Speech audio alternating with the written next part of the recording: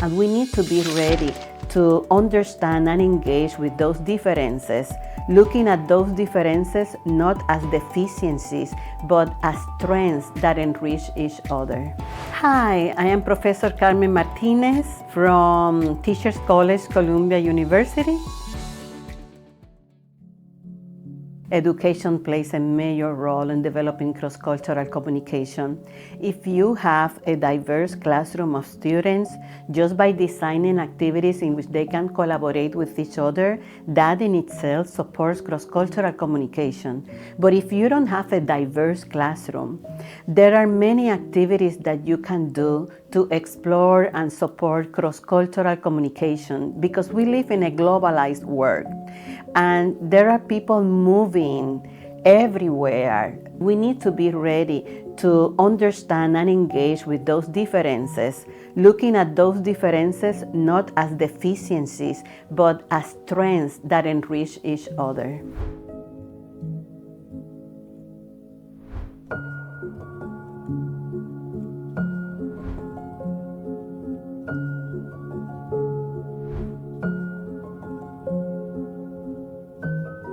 We teachers and professors, we don't teach generic students. We may have 30 students, but they are different. It is our job to get to know our students, their backgrounds, their dreams, their motivations, so that we can actually address a little bit of that with our content course. One activity that I used to do with my students at the beginning of the class is to invite them to create an autobiographical shoebox with artifacts that speak to who they are as persons, their culture, their language and literacy experiences. And through that activity, I get to know them as individuals much better. And from there, we can make connections to the topics of the course. It has been a wonderful experience. There is nothing that substitutes interaction, in-person interaction. Online teaching it can be good. It can be beneficial and productive, but there is nothing as interacting at the moment with the students. Culture is critical for learning in general. The ways that we learn are culturally mediated. So any subject matter is influenced by our cultural backgrounds, the ways that we were raised, the ways that we learn, the literacy practices that we engage in. But social studies in particular provides a beautiful context to explore the meaning of culture by using literature in the classroom, whether it is with children or with young adults.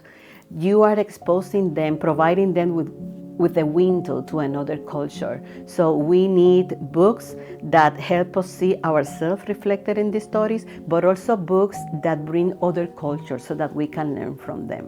I believe that to learn to write, you need to read a lot. Read in the language that you want to write. That's one, because the more that you read and different kinds of texts, the better your writing will become. Now, what kinds of texts can support your writing or your reading? Well, it depends on your interest for learning English, because there are Englishes for different purposes. So what is your purpose for learning English? Are you thinking of becoming a scientific, a software program developer, a teacher, an author, a businessman? So depending on your goals, that's the English that you need to target. And those are the kinds of texts that you need to target. So that in part will support your writing. But there are two other things that I would add to become stronger in writing. One, it is just to write, and to write about things that you are passionate about. Writing without fear that you will make errors. Because the most important thing in writing is to have time for writing and to be able to write about something that you like or want, to share your ideas.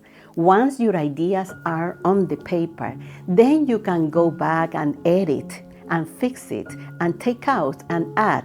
But the first concern cannot be about writing perfectly or accurately. It has to be about writing your ideas for communication.